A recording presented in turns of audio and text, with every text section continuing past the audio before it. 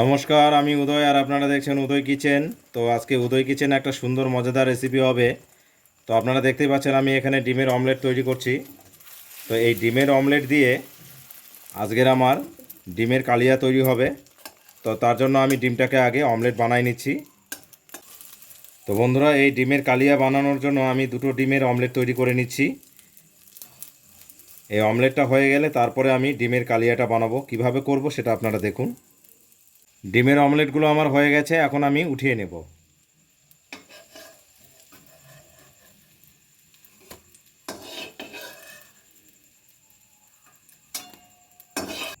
তেল আমার গরম হয়ে গেছে, এখন আমি ফোড়ন দেব। তো ফোড়নে এখানে আমি একটা শুকনো লঙ্কা, একটা তেজপাতা আর কিছু পাঁচফোড়ন নিয়েছি, দিয়ে দেব। পেঁয়াজ কুচিটা দিয়ে দেব।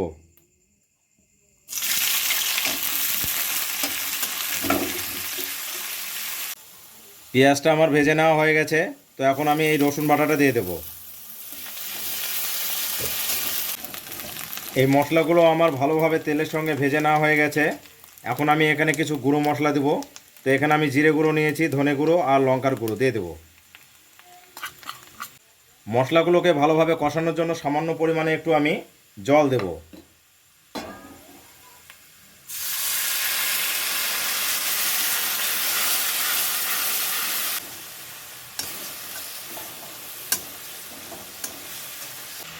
পরিমাণ মতো হলুদের গুঁড়ো দিয়ে দেব।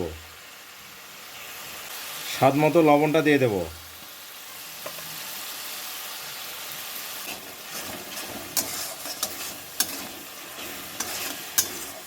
মশলাটা আমি ততক্ষণ পর্যন্ত কষিয়ে নেব যতক্ষণ পর্যন্ত মশলার কাঁচা গন্ধটা না গেছে।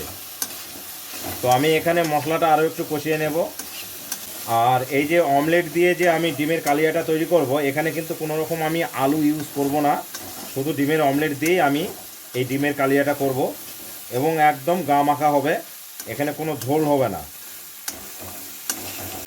মশলাটা আমার ভালোভাবে কষানো হয়ে গেছে।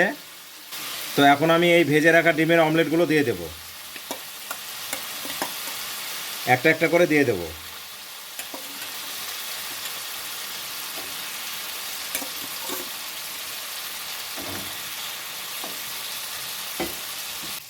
ডিমের অমলেটগুলো আমার মশলার সঙ্গে ভালোভাবে নাড়াচাড়া করে নেওয়া হয়ে গেছে। তো এখন পরিমাণ মতো আমি একটু জল দেব।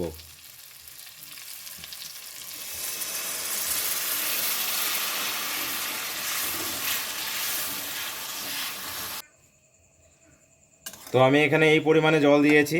এটা ফুটিয়ে আরও কমে আসবে, একদম গা মাখা টাইপের হবে, তখন আমি এটাকে নামিয়ে নেব। ডিমের অমলেট দিয়ে আজকের আমার যে কালিয়াটা সেটা হয়ে গেছে। দেখুন গ্রেভিটা একদম আমি যে পরিমাণে রাখতে চেয়েছি সেই পরিমাণেই হয়েছে। তো এখন নামার আগে সামান্য একটু গুঁড়ো গরম মশলা দেবো আমি।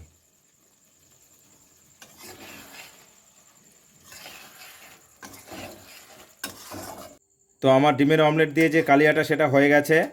আমি গ্যাস অফ করে দিয়েছি, এখন এটাকে আমি নামিয়ে নেব। এটা আমার ডিমের অমলেট দিয়ে যে ডিমের কালিয়া রেসিপি ছিল সেটা কিন্তু হয়ে গেছে। আমি এখানে নামিয়ে নিয়েছি। দেখুন কালারটা কত সুন্দর এসেছে। আর আপনারা দেখলেনই কত সহজে খুব তাড়াতাড়ি আজকের এই ডিমের অমলেট দিয়ে ডিমের কালিয়া তৈরি করে নিলাম। আর এইভাবে তৈরি করে নিলে খেতে কিন্তু বেশ ভালো লাগে। তো আপনারাও অবশ্যই বাড়িতে তৈরি করে নেবেন। আর আজকের আমার এই রেসিপিটা যদি আপনাদের ভালো লেগে থাকে তাহলে অবশ্যই অবশ্যই কমেন্ট করে আমার পাশে থাকবেন। তো বন্ধুরা সকলেই ভালো থাকবেন, আবার দেখা হবে কোনো একটা নতুন রেসিপি নিয়ে।